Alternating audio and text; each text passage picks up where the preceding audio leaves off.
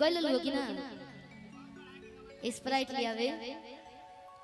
अगर कोको कोला मिलत होई भैया हां तो भेजवा देब ना होई तो वे घड़ी माजा पियत कि चढ़ला सधीर मुर्गा रमिया से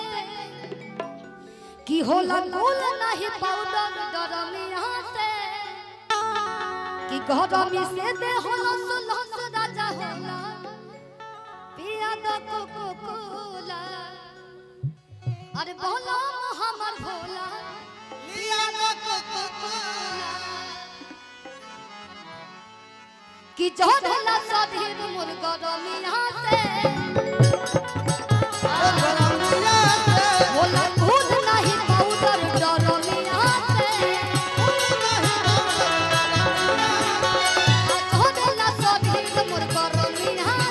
होला कुल नहीं पाउडर डरमिया से गरमी से दे होला सुलहस राजा होला पिया द कोको कोला हमर भोला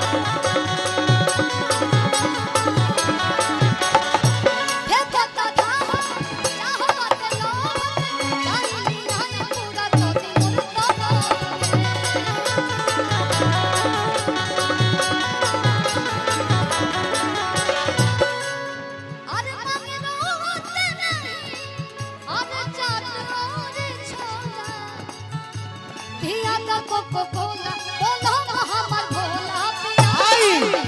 बोलो हमर भोला लिया द कोको कोला बोलो हमर भोला लिया द कोको कोला आज से 2 साल पहले गइले रही माने हर साल बजबे करेला भैया के साथ गले आधे पायल भुलाइल बाकी झुमकाए बोलत ना बारू का बात करे पायल भुलाइल बाकी झुमकाए बोलत ना बारू का बात करे काहे तोहर मोरे लट पर बलोला काहे तोहर भोरे से लटकल बलोला होला और अतिया कहतिया राजा गरम में दुख बड़ी होला राजा गरम में दुख बड़ी होला राजा गरम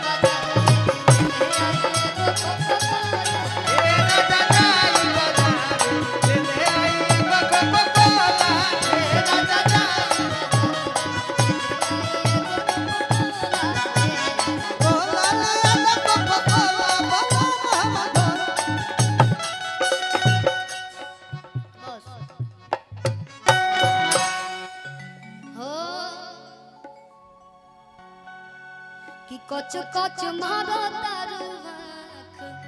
बियर फराक वाली बहुत सुंदर का ज्योति जी मोबाइले खाली चली माने दिन भर में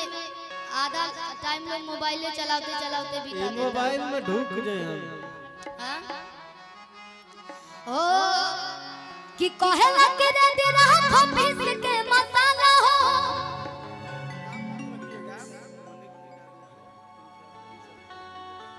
हाँ हाँ लाल घाघरा बा दिलवा ले गईले राजा बोतल में भर के हाँ एगो दिल मंगवैया 1000 बा बिल्कुल बिल्कुल कि कहेला के रे तेरा ऑफिस के मसाला अडलू के पहिर के वो भोर भोर जाला कि खूब मटकाई के कमर कतरे कि खूब मटकाई के कमर कतरे सैया मारला